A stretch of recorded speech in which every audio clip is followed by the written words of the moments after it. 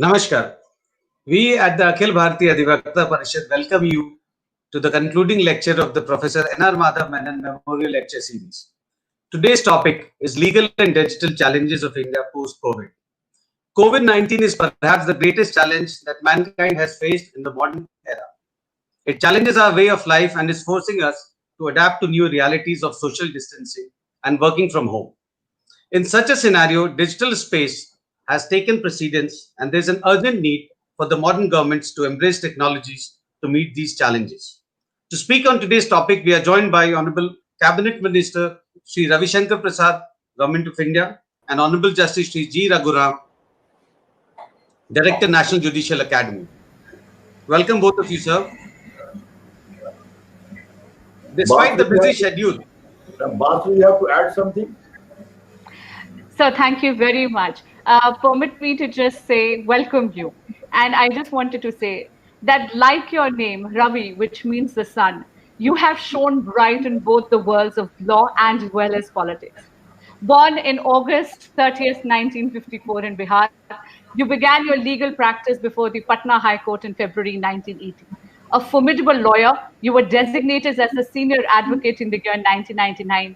And you have the honor of representing Bhagwan Sri Ram Lala himself before the Honorable High Court in the famous Ayodhya case. On the political side, sir, you're a product of a revolution. You led the student movement under Sri Jayaprakash Narayan and even had to suffer imprisonment during emergency. Your illustrious political career spans over 50 years. In 2019, you contested and won the Lok Sabha election and represent the prestigious Patna Sahib constituency. Under your able leadership, there have been groundbreaking reforms in the realms of law as well as information technology. You have been at the forefront of the Digital India movement. You have been championing the cause of free and open internet, which is easily accessible to all. You have been working and actively for the integration of justice delivery system and technology since 2014.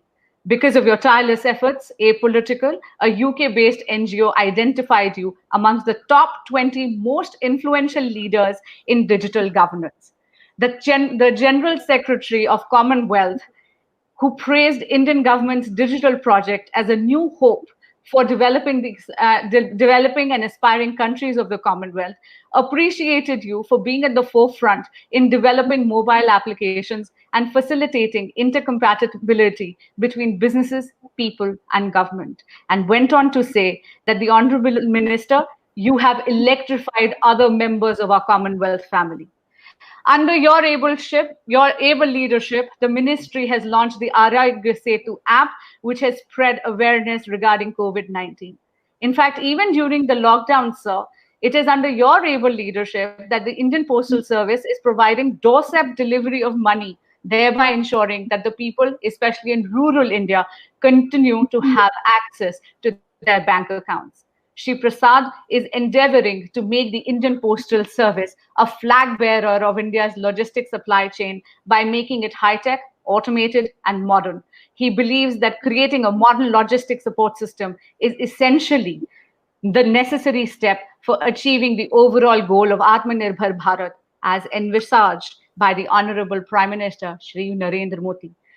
Sir, it is my privilege and my honor to welcome you, our beloved Minister, Shri Ravi Shankar Prasad. My friends from the Adhivakta Parishad, D. Bharat, Justice Raghuraman, Basuri, Adhendu, other friends. My greetings to all of you. Namaste. It is my privilege to give the valedictory memorial lecture in memory of the great professor of law, Professor Madhav Menon. अधिवक्ता परिषद बहुत ही प्रामाणिक संगठन है अधिवक्ताओं के बीच में, और उसने पूरे देश में अधिवक्ताओं के लिए, देश के लिए, राष्ट्रवाद के लिए, भारत के संवैधानिक मूल्यों के रूप में काम करने में बहुत बड़ा काम किया है। तो मैं इस पूरे संगठन के मित्रों का अभिनंदन करना चाहता हूं। Professor Madhav Menon was really an institution builder. You know, there are three types of people who are great academicians, great professors. The third category is, apart from being professor, they are institution builders. And Professor Madhav Menon was one of them.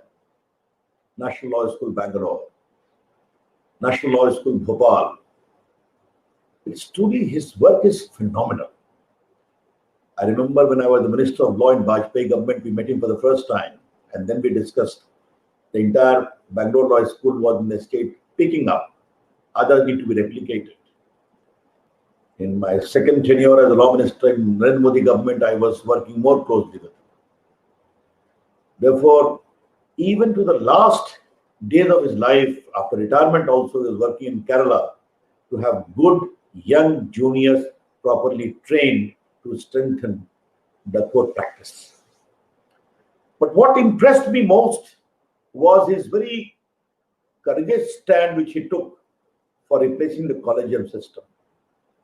And I would like my friends to know that he was very firm that collegium system is no more relevant. It needs to be replaced. It has outlived its utility. You all know we came with the National Judicial Commission in the first term of Narendra Modi government, unanimously passed by the two houses of parliament, and unanimously passed by more than 50% of the Vidhan Sabha of the states. Yet the Supreme Court quashed it. Any judgment of Supreme Court we respect. But one thing I would like to flag today, and I would like you to debate about it, and that would be the biggest kind of a remembrance of the foresight of Professor Madhav Menon. The Supreme Court has held that in the Judicial Commission, the Law Minister is also a member. Therefore, the appointees from that process may not be fair and objective when litigation comes against the government. They could have watched the two other members, I can understand. But if this is the reasoning, which it is, then I have a serious reservations as a student of law, which I have also said in the parliament. We work in a democratic form of government. The Prime Minister is the head of the government. All of us report to him. Even now, the appointment of judges file, when I sign, goes to the Prime Minister and then to the President. Therefore, whether the Finance Minister or the Defense Minister or the Foreign Minister or I as the Law Minister, all of us ultimately are accountable to him because he is the head of the government. Now, if the Mere Association of Law Minister leads to doubts about the objectivity of appointment, then it is a very loaded question. The Prime Minister appoints the President of India. The Prime Minister is the principal player in the appointment of the Vice President of India. He is a significant player in the appointment of even judges of the Supreme Court and the High Courts now. The Prime Minister appoints the Army Chief, the Air Chief, the Defense Heads of Staff. He appoints the Finance Minister, the Defense Minister. The people of India trust the Prime Minister to ensure the sanctity, integrity, security of India. You all know the Prime Minister has the nuclear button in his hand. The Prime Minister can be trusted for working so many things for the country. But the Prime Minister, assisted by the Law Minister, cannot be trusted to appoint a fair, objective judge. That is too sweeping a comment, about which I have my serious reservations. We have accepted the judgment, we have respected the judgment. But one thing I would like to say again, which I said after becoming the Law Minister again in this government in 2019. We respect the collegium,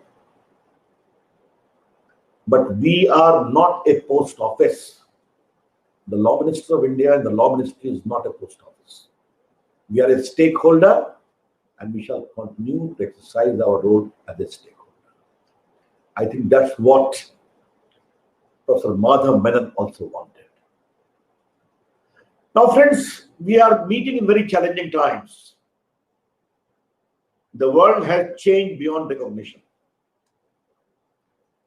Could you believe that man was trying to go to Mars and were not scientific inventions, nuclear arsenals, and one virus comes and derails the entire world? There is no vaccination till now. The economy is in shattered globally.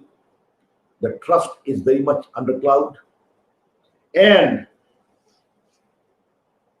many states are not even having the basic necessities to help people survive. Now, in this light, जब कोई दवा नहीं है तो इस corona से कैसे लड़ना है? दुआ करना है और लॉकडाउन करना है ताकि ये फैले नहीं. And here the Prime Minister took a very bold decision that after consulting everything, he said, we will go for a lockdown. And I need to place on record the great appreciation of the leadership of my Prime Minister, the courage he showed. A country of the diversity of India, इतनी विविधता जातियों की, समुदायों की, फिर भी उनकी एक आवाज पर पूरा देश एक खड़ा हुआ.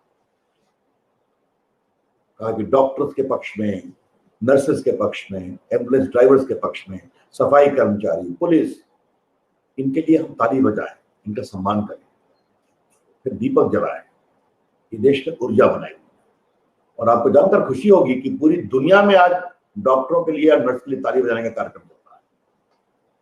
But how we have benefited, I would like you to know. If we exclude China, because China has a lot of questions to be answered. If we take 15 countries of the world which are afflicted by corona, America, England, Spain, Italy, Russia, Germany, France, etc. The total population of these 15 countries is 142 crore. And the population of India is 137 crore. The total number of deaths in these 15 countries is 3,53,100 till last evening.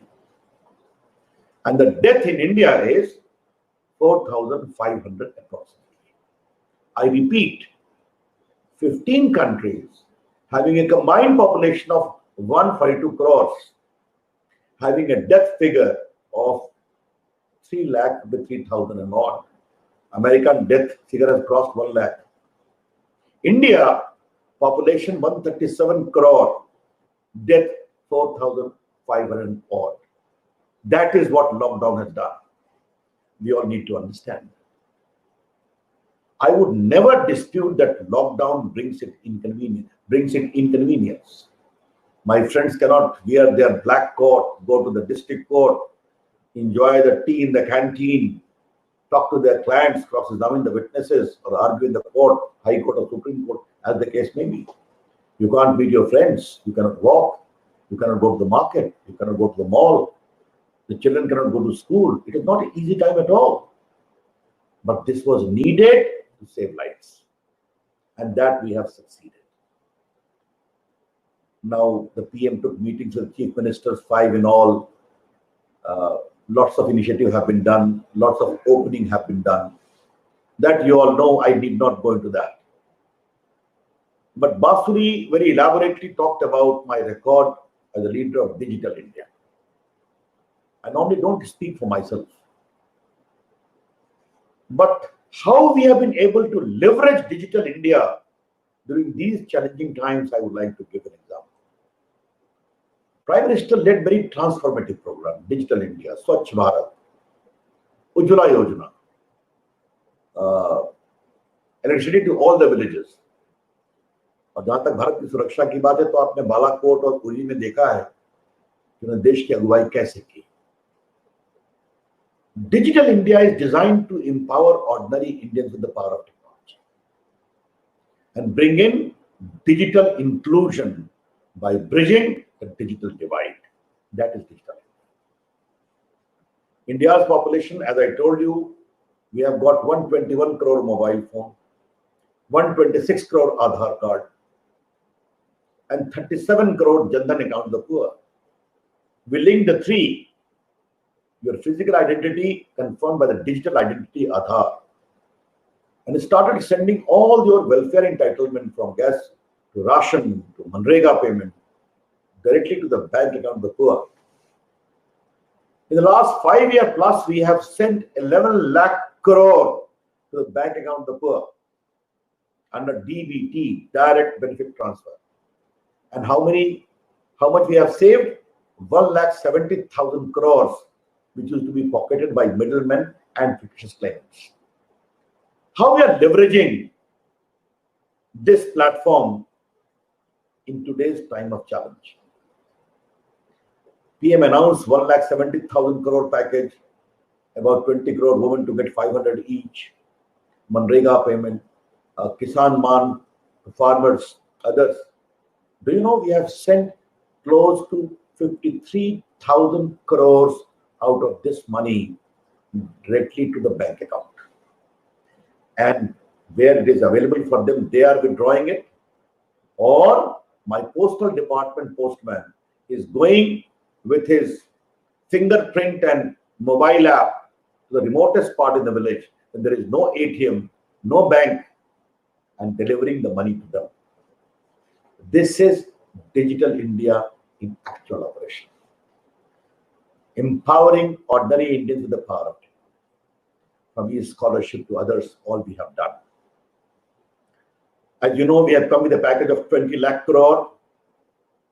You all know for the small scale, medium and micro industries, 3 lakh crore. Farming sector close to 3 lakh crore. Path-taking reforms we have undertaken, all these things. But there are a very positive side of it which I would like to share with you. और आप लोग देश के वकील हैं तो मुझे लगता है कि मुझे आपको बताना चाहिए. अभी मैं आपसे वीडियो कॉन्फ्रेंसिंग से बात कर रहा हूं.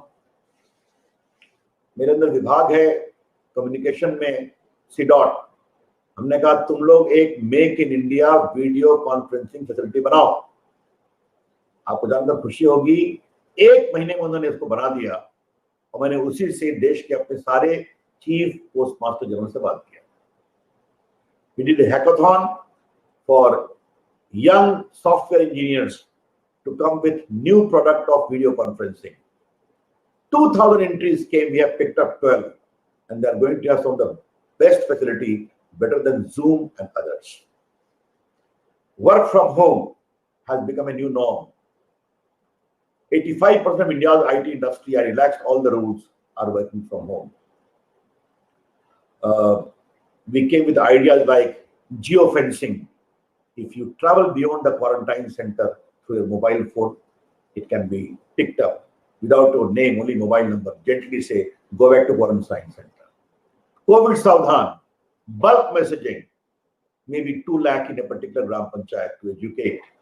21 crore messaging have been targeted, sent and in a targeted manner.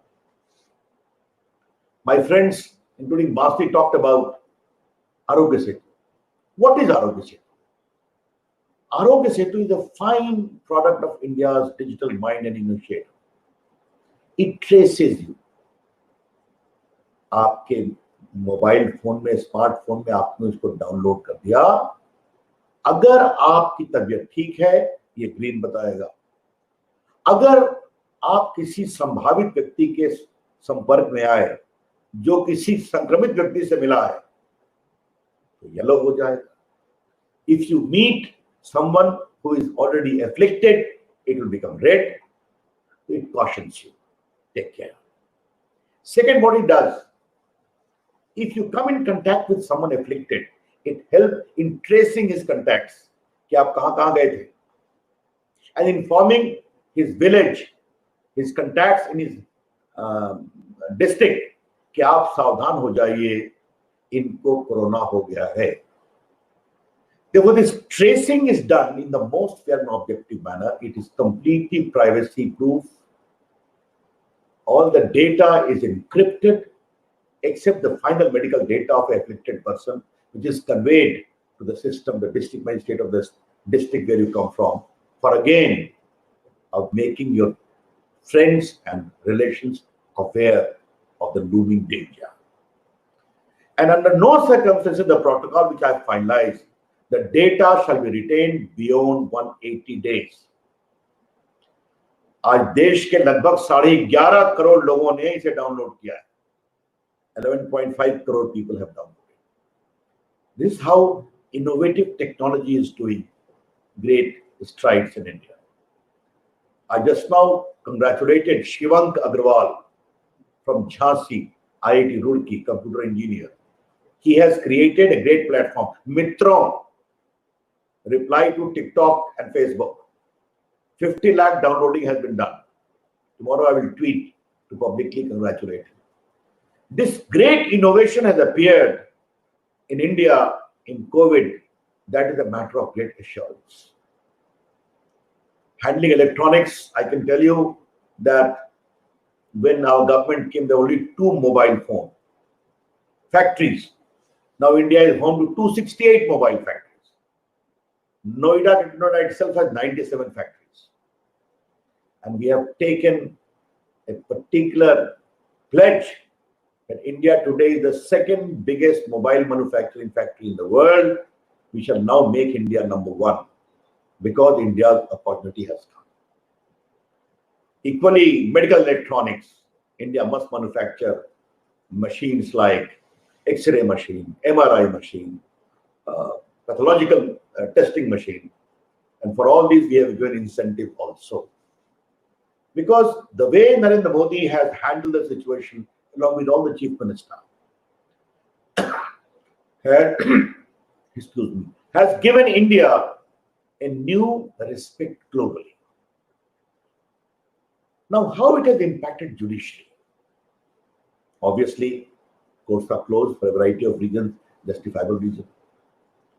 But here, the digitization which we have done, Law and Justice Ministry along with the Supreme Court, has come in handy. Today, 16,000 plus courts are properly digitized, giving 10 Mbps connection.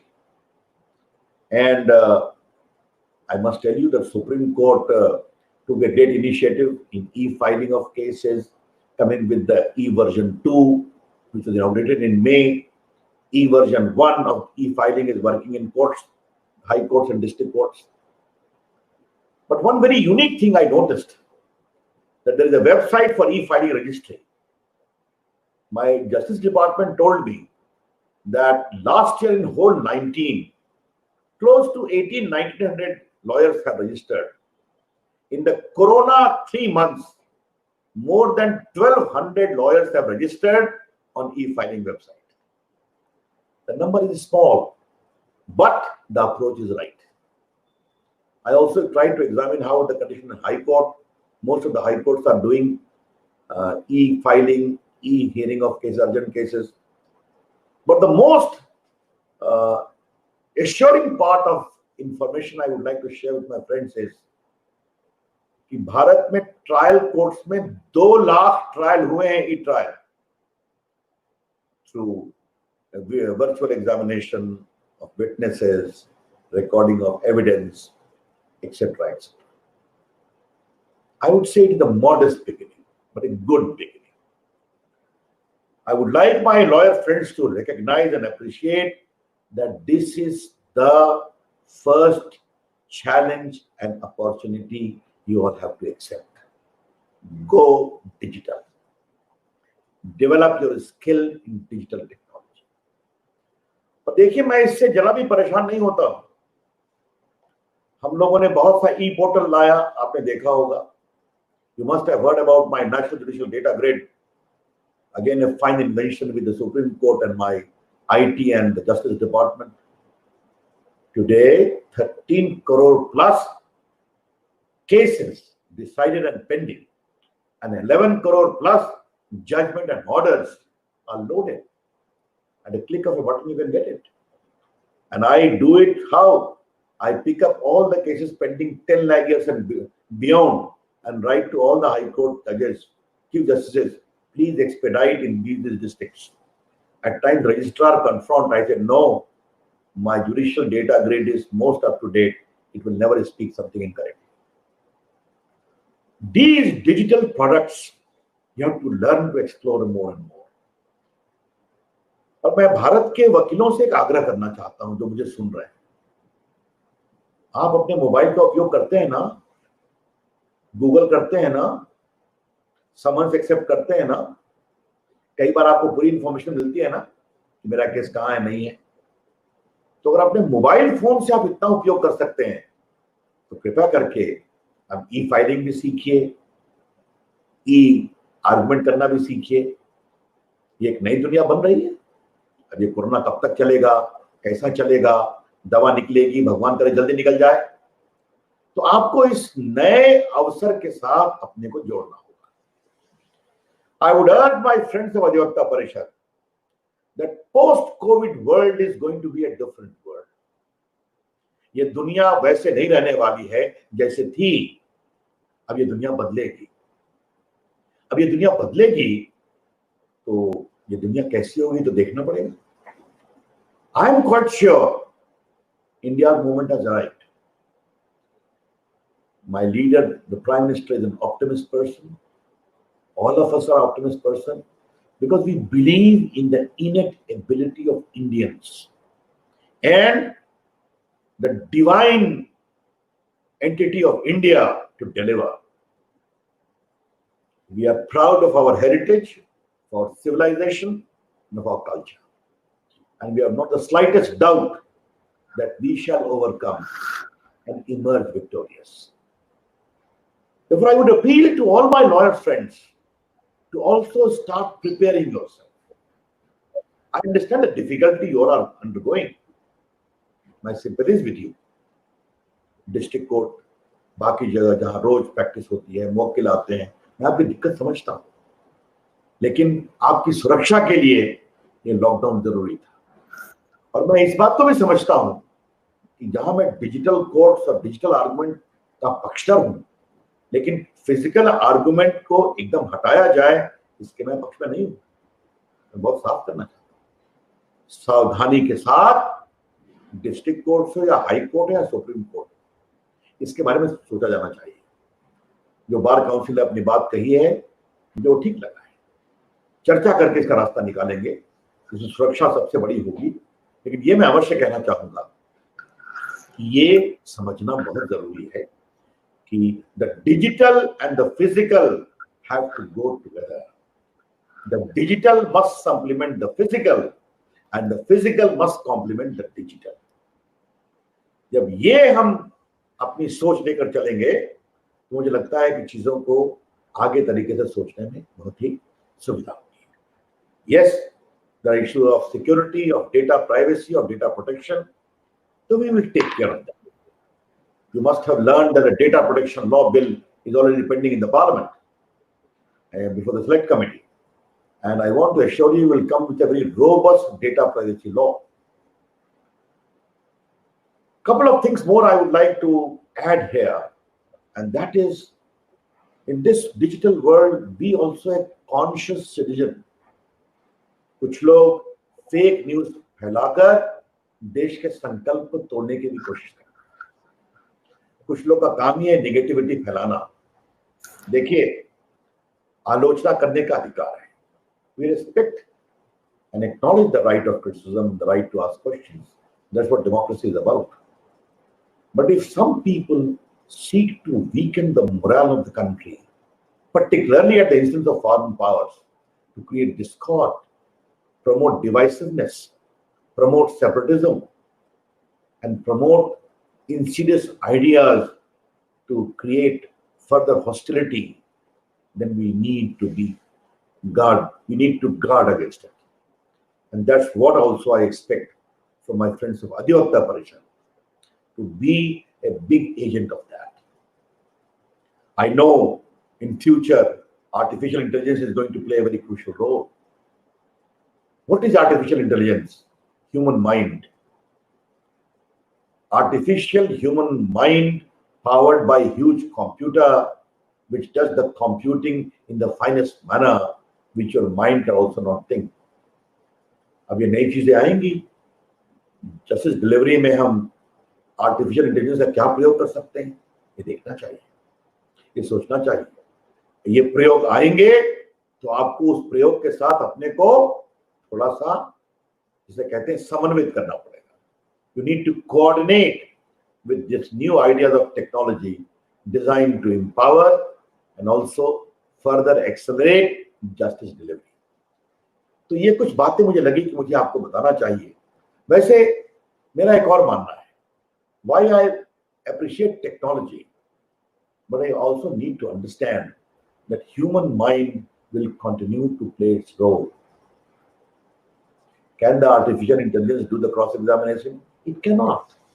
It requires the mind of a competent lawyer with his great sense of fast thinking to corner a witness in the witness box. आजकल driverless car की बात होती है, ये ठीक है, अच्छा लगता है। रविशंकर प्रसाद आईटी मिनिस्टर के रूप में सुनते हैं कि अब ड्राइवरलेस कार चलेगी तो खुशी होती है, लेकिन रविशंकर प्रसाद कानून मंत्री को चिंता होती है।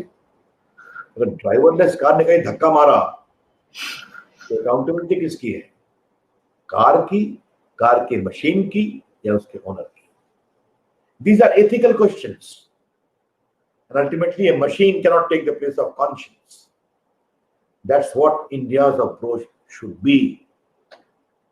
आपको बताऊं हिंदुस्तान कैसा बदल रहा है। हमारा कॉमन सर्विस सेंटर है डिजिटल खिड़की। Their number was close to few thousand. I was scaled it up to close to 4 lakh in the country. There are digital kiosks. They give you land records. They make you digitally skilled. They get your railway ticket.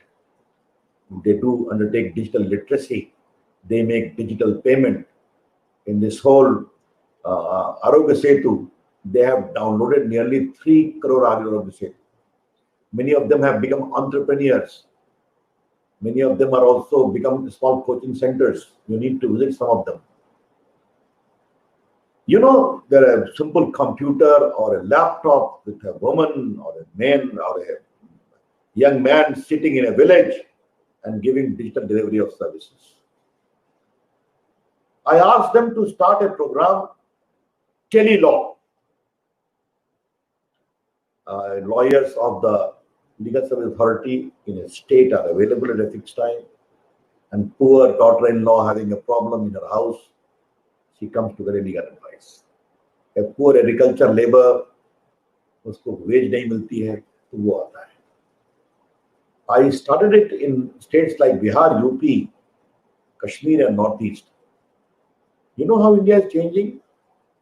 2,21,000 requests came for advice, and 2 lakh advice have been given. Now at least he knows how to go. Should I file an FIR or not? At least the legal preliminary guidance has been given to him. That is the emerging shape of India as far as digitization is concerned. Therefore, all this digital India has created the digital ecosystem for India to lap up the opportunity which beckons us post-COVID. Friends, the world will be different, as I said. But India's value system is going to become accepted globally. From yoga to your namaste instead of shake hand, India's approach to climate justice, India's traditional system of medicine, from Aushadhi to Unani to others, all are going to have global risk. Our immunity system, people say the less number of death in India is attributable to India's immunity system also. जिंदगी चलती है धूल में, धूप में, तो उससे एक इम्यूनिटी बनती है। और शायद जो भारत के जिंदगी को देखने का तरीका है, कबीरदास ने कहा था ना, साईं इतना दीजिए जामे कुटुंब समाए, मैं भी भूखा ना रहूं, साधु न भूखा जाए। जो गांधी जी ने कहा था, there is enough in this world to take care of people's need. There is not enough in this world to take care of people's greed. This greed and need debate has gone too far. Maybe post-COVID, there will be a new approach to life. Samanvay, Sanyam, Sahishnata. And there, our concept of Sarve Bhavantu Sukhina, Sarve Santu Nirama. Let all be happy. Let all work together. Vasudhaiva Kutumbakam. These defining precepts of our heritage will find new global resonance. Friends, I will conclude. I would have loved to be with you, but as I told my friends, there's an important meeting at the Prime Minister's office where the Prime Minister and other ministers are waiting for me. So I will just rush. I'll conclude with one particular obituary to the courage of Professor Madhav Menon. You know, he took a very tough stand on the Sabrimala issue.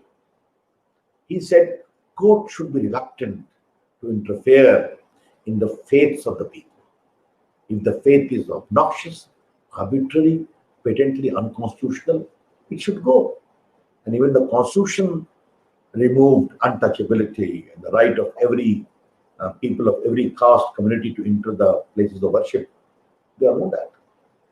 But if you start being judgmental on faith, and that too at the instance of people who have no connection whatsoever with faith, then you are treading upon roads which is slippery and which has no judicially manageable standards. Before his death, once I heard him on television giving his comments on Sabrimala judgment, and I felt so proud of the depth of his knowledge and constitutional limitations. That was the great Professor Madhav Menon. I'll conclude by reminding my lawyer friends to this. I always do whenever I get the chance to reflect upon India's original constitution, which I have got printed again into the big constitution, and I have sent to many judges. A debate arose in the Constituent Assembly: should we leave it like that? Then be it Rajan Babu, Dr. Ambedkar, Sardar Patel, Jawaharlal Nehru, Maulana Azad, all decided we will fill this constitution, getting India getting free after hundreds of years, with all the pictures of heritage of India, which have animated India. And then Professor Nandalal Bose was commissioned, and they asked him to sketch with a great painter from Bengal. And only two I would like to show you, friends. Just above the fundamental right, what photograph is there? Lord Ram returning to Ayodhya after conquering Lanka and defeating Ravan. And what is above Directives of State Policy, my friends? That's all the more interesting. It shows Lord Krishna preaching Gita to Arjuna in Mahabharata. There is Lord Hanuman is there, Nataraj is there, there is Rani Jhansi, there is Guru Gobind Singh, Shivaji, Mahatma Gandhi. There is Akbar, but not Babur or Aurangzeb. And the last page contains the signature of all the members of the Constituent Assembly. Friends, why I am showing this? These days there is a lot of debate that I believe in constitutional nationalism. No problem. I would tell those friends, please go through the original constitution. What was the spirit of India's original constitution? India, bereft of its heritage, India, bereft of its culture, cannot prosper or progress. Post-COVID, let us draw upon the finer springs of that great heritage of India with a commitment that we shall overcome and we shall emerge victorious. Thanks a lot for giving me this opportunity. Thank you. Namaste. Thank you very much, sir. That was such an enlightening experience. It was such an all-pervasive lecture. And sir, you're absolutely right. COVID-19 एक दूसरा समुद्र मंथन है. अभी विष की प्राप्ति हो रही है और बाद में अमृत की भी प्राप्ति होगी. आपने बोला that Indian values will actually be accepted globally. So this is such a positive way of looking at such a difficult health crisis. I'm grateful to you for that. And sir, above all, first of all, let me congratulate you from the Akhil Bharatiya Adhivakta Parishad on your efforts towards embracing the digital technology and leveraging it towards the benefit of India. The whole aspect and the idea of digital inclusion of every Indian. And sir, you're absolutely right. Me and my fraternity, the legal profession, we do need to make sure that we do not become extinct like the dinosaurs. We must know that adaptability is the name of the game. We must learn how to e-file as well as embrace the virtual hearing courts. Thank you so much, sir, for taking out your... Namaste, all my friends. Sorry for taking leaving. I would have loved to continue and answer questions, but you know I have to go. Thank you. Namaste. Grateful, sir. It is now my honor and privilege to now invite Honorable Justice Sri Raghuram, who is the Director of the National Judicial Academy. Born on March 4th, 1951, he completed his LLB degree from the Osmania University. He was designated as a senior advocate in the year 1995 and was elevated as a judge of the Honorable Andhra Pradesh High Court on May 17, 1999. He graced the bench until his retirement on March 3rd, 2013, and thereafter he took over as the presiding judge of the Customs, Excise and Service Tax Appellate Tribunal from 2013. And from August 2016, he assumed the charge as a director of the National Judicial Academy, Bhopal. It is my honor, sir, to welcome you today. I request you to kindly present your thoughts on today's topic. Thank you, Basri, and a fantastic team for organizing this series of memorial lectures to honor the memory of one of the most luminous, exemplary, and scintillating intellect, administrator, and institution builder, particularly in the field of law, who has lived, having regard to his achievements, a relatively short life of 40 and some years.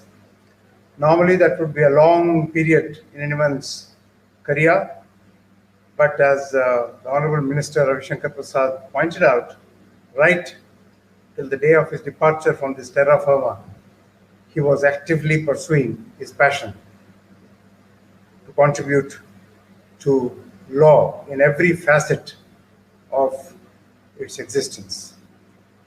He was an institution builder par excellence, mentor, civil servant for a time. He has many publications of monographs, articles, journals, books to his credit. He founded the National Law School, Bangalore, as also the National Law School, Calcutta. He was a founder director and my distinguished predecessor in this National Judicial Academy, which is an institution, a federal institution for judicial education and training. And he has also started, founded and nurtured Milat, an institution for training of young lawyers. He has transformed the pedagogy in legal education by not only introducing the 5-year course and making it full-time and professional instead of the earlier 3-year course, but also introducing adult learning techniques like participatory case law methods, moot courts, then legal aid clinics that law students participate and engage themselves in during the course of their legal education.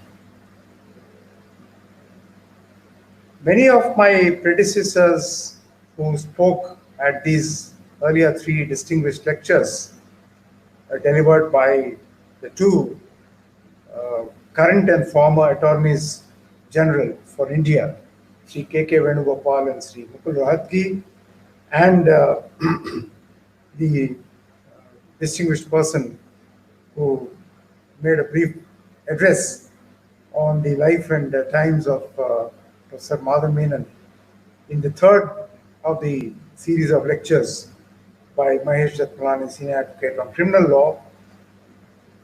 They have dealt with various facets of Professor Menon's life and achievements. I wish to open a window to provide you a glimpse of his manifold contributions to the National Judicial Academy, which he served with distinction as a founder director between 2003 and 2006. And he introduced the system of deep research, profound research, and established a wonderful library for us. And he engendered standards of excellence in judicial education and training. I remember my first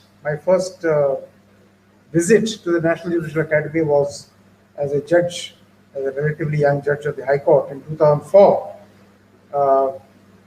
I came here with the first batch of judges for training, and along with me was also Justice Naveen Sinha, currently the serving judge of Supreme Court in that first batch of judges to come here for training. And we were so impressed and awed by the luminous presence, the fecundity of his scholarship, and the profundity of his experience in legal education and training of Professor Madhav Menon. He was a man of extreme detail, paid detailed attention to every facet of the institutions he was associated with. Here in this academy, every area of the academy, the physical infrastructure, the catering, the ambience, the library, the academic sessions, the protocols for training, the research, the reading material that we produce, all bear the indelible impress of Professor Madhav Menon's high and impressive standards he set for this academy. We are extremely fortunate and full of gratitude to Professor Neelakantha Ramakrishna Madhava Menon, Dr. Madhav Menon, for having set the standards for us to follow and emulate in succeeding generations. The first lecture in the series was on judicial review by the current Attorney General for India, Shri K.K. Venugopal. Then we had the former Attorney General for India, Mukul Rohatgi, speaking on the constitutional interpretation and evolution of constitutional text by judicial president of the Supreme Court, presidents of the Supreme Court from 1950 till date. And the third lecture was by Mahesh Jatmalani on criminal law. Legal and digital challenges was a theme so clearly and widely expounded by the Honorable Minister for Law and Justice, and we have heard him all. I only wish to add that the post-COVID world, including the current phase that we are undergoing, will never be the same as the pre-COVID world. The future is evolving into technology-driven information and communications technology, integrated, coming to our limited sphere in the area of justice delivery and legal education too, and fertilized by artificial intelligence. Now, this is a period of great opportunity and even greater challenges and wholly greater concerns. The world will henceforth, where all these take deep roots, not be divided between the economically well-to-do and not well-to-do, nor the militarily powerful and not so powerful, nor the wealthy nor not so wealthy, nor the religious denominations big and small demographically, but between the digitally empowered and the digitally feeble. There might be dictatorships of technology. either in the private sphere, in the corporate sphere, or among nations who have taken to it and evolved digital technology and integrated with artificial technology. They may try to govern human societies in a much deeper and intense manner than has hitherto been done. Those are the great concerns of the future. The opportunities are, again, there'll be greater democratization of opportunity, greater access to justice, certainly because of the digital availability of information about the courts, about court functionings, about audit of the legal profession, as well as audit of the justice delivery systems. There'll also be greater transparency because what all that you do as a lawyer or a judge will be available digitally to be audited, revisited, compared with others in the field, in the profession, or on the bench. There'll also be, as it is, the National Judicial Data Grid makes available every order, interim, final judgment, detailed judgment passed by every judge across the vast territories of this country to be audited and considered. A judge in a small part of the country granting, let us say, 37 adjournments in a matrimonial matter, and another judge in another small corner of the country disposing of the matrimonial matter with hardly 2 adjournments and in a period of 6 months will certainly be compared, and that judge who has granted so many adjournments will be audited, and his career will be on the line. These are the great opportunities of transparency, accountability, and access that the digital age provides. We also have to transform the way we look at courts. I'm talking about the legal professionals. The people are as yet unempowered, weak and feeble. They don't have direct access to the courts except through the legal profession, by and large, barring cosmic exceptions. And we also have to reflect as to the ethical, scholastic, and skill content of our professionals. There is no democratic spread in scholarship, in professional skills, in ethical norms across the hierarchies, economic and standing hierarchies of the legal profession. A few lawyers still corner a majority of the litigation. And the reason is because of the brand value or the people's faith in their ability in particular areas, and in a asymmetric, socially disorganized society like our vast India. There may be other reasons like caste, community, etc., which may leverage a particular community lawyer's success in the profession. These are matters of short shelf life and will dissolve sooner than later. But the democratization and digitally widely availability of information will sort out the men from the boys, to use an old cliche, among the professionals. That situation is bound to come sooner than later. We should be prepared for that.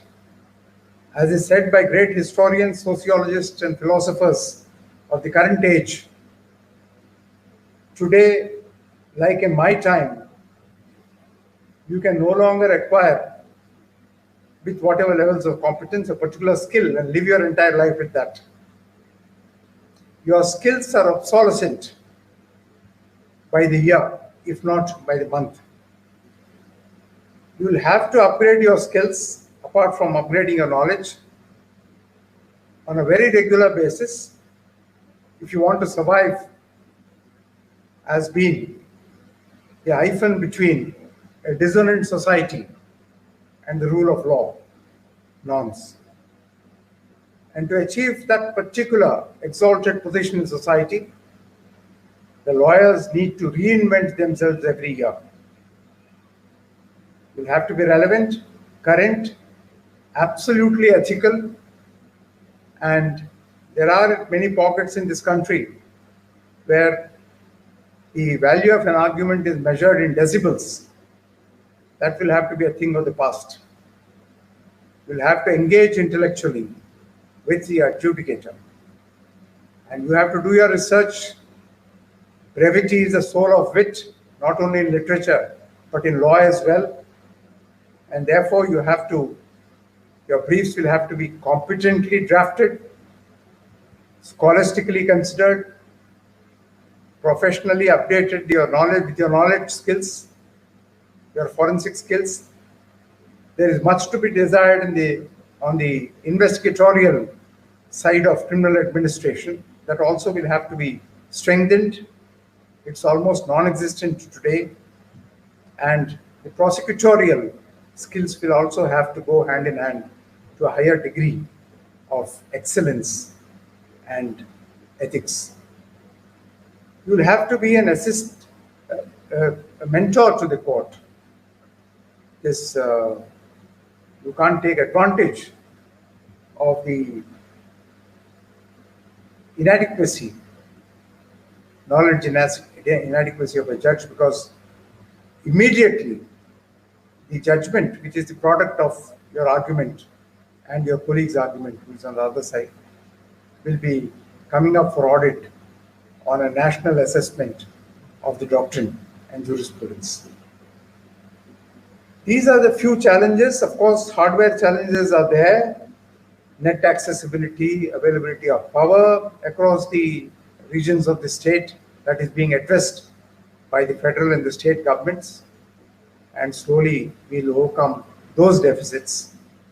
But the soft deficits, like skills of the professional, will have to be scaled up faster than you ever thought possible. If not, you will be obsolete. Obsolescence is already upon us. That is what was the lesson in a more soft manner by the late Professor Menon. Now, hard times have come upon us. COVID is an opportunity we should grab to become resilient and capable to live in the altered post-COVID world, which is of the fusion between digital technology and artificial intelligence. Thank you very much.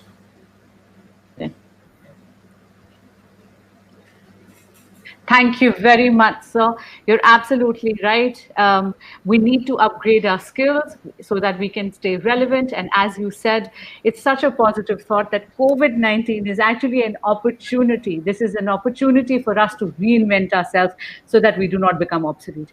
I'm very, very grateful to you for gracing us with your presence today. May I now please welcome our very own of the Adhivakta Parishad, Srimati Suman Chauhan, the National Secretary of the Akhil Bharatiya Adhivakta Parishad, to kindly give her vote of thanks. Good evening, Suman ji. Very good evening. Very good evening.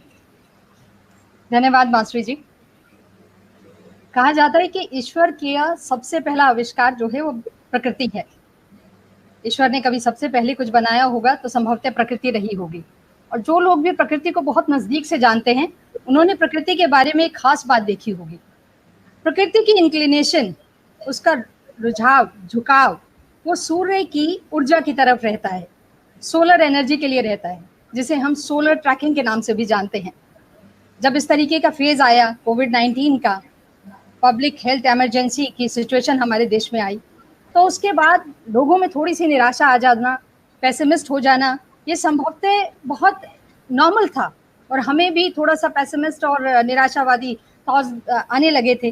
लेकिन हम लोगों ने, अखिल भारतीय अधिवक्ता परिषद ने फिर सोचा कि आखिर कैसे इस तरीके के फेज से हम बाहर निकले, और ये जो ग्रे फेज हमारे लीगल फेटर्निटी में एक तरीके से आया है, इसको कैसे हम पॉजिटिव और कंस्ट्रक्टिव तरीके से इससे बाहर निकले। अपनी इसी खोज में, अपने इसी सोलर ट्रैकिंग करते हुए हम लोग पहुंचे सोशल मीडिया तक, और सोशल मीडिया के टच में आने के बाद हमें लगा कि हम क्यों ना ऑनलाइन लेक्चर सीरीज शुरू करें, और इसी तरीके का एक हम लोगों ने ऑनलाइन लेक्चर सीरीज शुरू करने का जो थॉट है उसको प्रैक्टिकल जामा पहनाने की कोशिश की, और जिसके कारण हम लोगों ने सबसे पहले माननीय दत्तोपंत ठेंगड़ी जी उनके नाम से लेक्चर सीरीज शुरू किया, और उसमें बहुत अच्छे लेक्चर रहे। और इसके बाद जिस लेक्चर सीरीज का आज आप कंक्लूडिंग लेक्चर देख ही रहे हैं, professor NR Madhava Menon memorial lecture series, इसे शुरू किया गया। आपको ये जानकर बहुत खुशी होगी कि जब हम लोगों ने लेक्चर सीरीज शुरू किया था, उस वक्त हमारे पास यूट्यूब पर सिर्फ 1500 सब्सक्राइबर थे, जबकि आज हमारे पास 15,000 सब्सक्राइबर्स हैं। कहा जाता है कि शून्य की खोज भारत ने की, लेकिन एक पॉजिटिव शून्य की खोज या शून्य एडिशन हम लोगों ने भी अखिल भारतीय अधिवक्ता परिषद के यूट्यूब सब्सक्राइबर्स में किया। हमारी फेसबुक पेज पर भी 1000 ऑफ लाइक्स हैं, और हम लोगों की अब रीच 1000 से बढ़कर लाखों में पहुंच गई है। और ये मैं कहूँगी कि जैसा कि सर ने कहा कि कोविड-19 आपके लिए एक अपॉर्चुनिटी भी है, तो हम लोगों ने अपने नेगेटिव फेज को भी एक तरीके से पॉजिटिव और सकारात्मक रूप रंग देने की कोशिश की। और सिर्फ अखिल भारतीय अधिवक्ता परिषद ही नहीं, बल्कि हमारी जो स्टेट यूनिट्स हैं वहाँ पर भी ऑनलाइन लेक्चर सीरीज शुरू किया गया। इसी संदर्भ में मैं मेंशन करना चाहती हूँ अपनी गुजरात टीम का, जिन्होंने गुजरात ऑनलाइन लेक्चर सीरीज शुरू किया है, और साथ ही साथ उत्तर प्रदेश और उत्तराखंड, छत्तीसगढ़ और मध्य प्रदेश ने मिलकर एक ऑनलाइन लेक्चर सीरीज शुरू किया है। साथ ही साथ दिल्ली में भी ऑनलाइन लेक्चर सीरीज शुरू हुआ है। यही नहीं, हमारे यहाँ पर बॉम्बे में स्टडी सर्कल मराठी भाषा में किए गए। कहने का तात्पर्य यह है कि सिर्फ इंग्लिश भाषा में ही नहीं, बल्कि हमने अपनी रीजनल लैंग्वेजेस में, शेड्यूल में दी गई अपनी भाषाओं में, उस पर भी ऑनलाइन लेक्चर सीरीज जो है वो शुरू किए हैं। और जहाँ तक मैं समझती हूँ कि आप सभी व्यूवर्स उन हमारे सभी एफर्ट्स का पूरा लाभ भी उठा पा रहे होंगे। इसी बात को आगे बढ़ाते हुए मैं वोट ऑफ थैंक्स पर आना चाहूंगी। सबसे पहले तो I on behalf of my organisation and the entire legal fraternity associated with it, first of all extend my most sincere thanks to Mother Nature, that is Prakriti, for making today's event a resounding success for us. Further, I extend my most sincere vote of thanks to our keynote speaker, Honorable Union Cabinet Minister Shri Ravi Shankar Prasad ji, who spared time from his busiest schedule to grace the online lecture series. We had an opportunity to hear the remarkable thoughts and vision about the digital India. This will surely going to encourage and guide us and the society at large in our future endeavors as well. I'm immensely thankful to Honorable Justice Raghuram Vora ji, who is also the director of National Judicial Academy, for sharing his lordship's views and thoughts. Sir, your thoughts have enlightened us, and we will keep those thoughts as guiding lamp for us in the COVID phase as well as in the post-COVID phase, sir. I'm equally thankful to our young colleague, budding advocate Bansuri Swaraj ji, for moderating today's program. I need to mention my deepest sense of appreciation for her, as she has put her own inputs in the program, and elegance which has been shown by her throughout the program is unmatchable. A webinar like this cannot happen in a day. The wheel started rolling weeks ago. We have been fortunate enough to be backed by a team of very proactive Karyakartas who have taken care of all the technicalities of live streaming. And on the basis of my own experience, I can say that the advocates who have taken care of the live streaming, they all are budding advocates. But I think if they try themselves in Bollywood, then also they can succeed there as well, because they are taking care of all the live streaming in a very, very well manner. So because of the paucity of time, we cannot take the name of all of them. However, just to mention few names: Santosh ji, Nachiketa ji, Shomendu ji, Akash ji, Ayush Anand ji, Artendu ji, and Archana ji. They have taken immense pain in converting this thought into an action, I would say.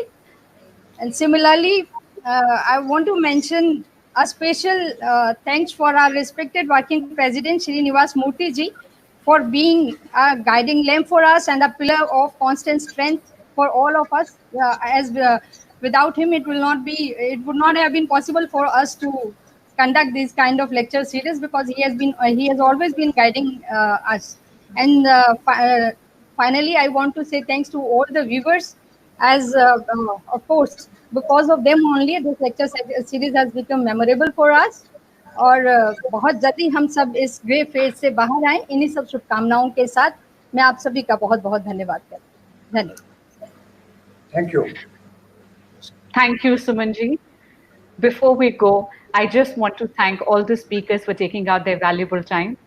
And Sumanji, आपने प्रकृति की बात करी थी, तो बस आज का सेशन मैं एक श्लोक से समाप्त करना चाहती हूँ. I want to pray for the strength of India and the world. Allow me to kindly say the Mahamrityunjay mantra. Please. Om Triambakam Yajamahe Sugandhim Pushtivardhanam Urvarukamiva Bandhanat Mrityor Mukshiyat Mamritat. Om Shanti Shanti Shanti. Thank you very much. And until the COVID-19 crisis is overcome, please kindly stay home, stay safe. Jai Hind.